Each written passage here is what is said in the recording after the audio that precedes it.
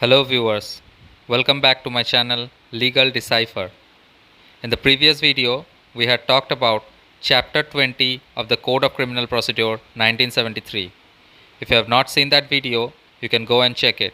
The link is in the description below. Today we are going to talk about Chapter 21 of the Code of Criminal Procedure. We'll go through the chapter and try to understand how the Criminal Procedure Code is followed and how the criminal courts work. So if you are new here, please like and subscribe to my channel so you can get the video notifications.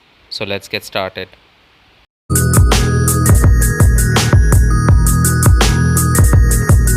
So in this chapter, we will talk about summary trials. So chapter 21 talks about summary trials. The procedures that are taken up in a summary trial will be discussed here. So it is a very short chapter and let's move on quickly. Section 260 talks about power to try summarily. So a magistrate may summarily try an offence. Now, notwithstanding anything contained in this code, so without disturbing any of the provisions of this code, any chief judicial magistrate, metropolitan magistrate or magistrate of the first class try a case in a summary way in all of the following offences. So the offences are hereby mentioned that can be tried summarily. So what are they? They are, if the offence is not punishable with death, imprisonment for life or imprisonment for a term exceeding 2 years. To sum up in a short and simple way, it says that any offence that is punished with a imprisonment below 2 years will be tried summarily. So any property is either stolen, received, retained or assisted in the concealment or disposal of such property, all these cases where the property value is below 2000 rupees shall be tried with in a summary trial. Now offences under section 454 and 456 of the Indian Penal Code will also be tried summarily.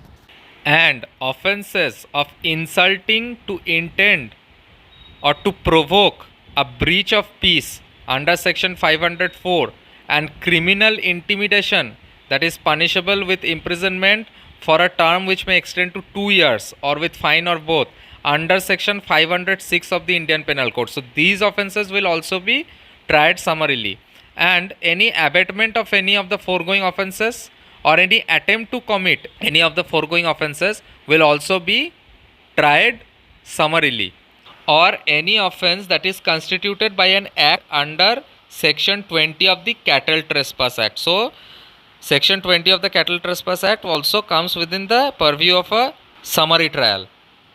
Now when in the course of a summary trial appears to the magistrate that the nature of the case is such that it is undesirable to try it summarily, then the magistrate shall recall any witness who have been examined and proceed to rehear the case in the manner provided by this court. So if the magistrate during summary trial considers that it shall not be desirable to try it summarily, then he may recall the witnesses and try it in the manner that is provided in the code. Now section 261 talks about summary trial by magistrate of the second class. So the High Court may confer any magistrate and invest him with the powers of a magistrate of the second class to try an offence summarily, which is punishable only with fine or with imprisonment for a term not exceeding 6 months, with or without fine, and any abatement of or attempt to commit any such offence shall be tried in the same manner. Now section 262 talks about procedure for summary trial. So in trials under this chapter, the procedure specified in this code for the trial of summons case shall be followed except as herein mentioned. It says no sentence of imprisonment for a term exceeding 3 months shall be passed in the case of any conviction under this chapter. So the maximum punishment that shall be awarded is 3 months. Now section 263 talks about record in summary trials. So in every case tried summarily, the magistrate shall enter in such form as the state government may direct the following particulars, namely the serial number of case, the date of commission of the offence, the date of report of complaint, the name of the complainant, the name, parentage and residence of the accused, the offence that is complained or proved, the value of the property in respect of which the offence has been committed, the plea of the accused and his examination, the finding, the sentence or other final order, and the date on which the proceedings was terminated.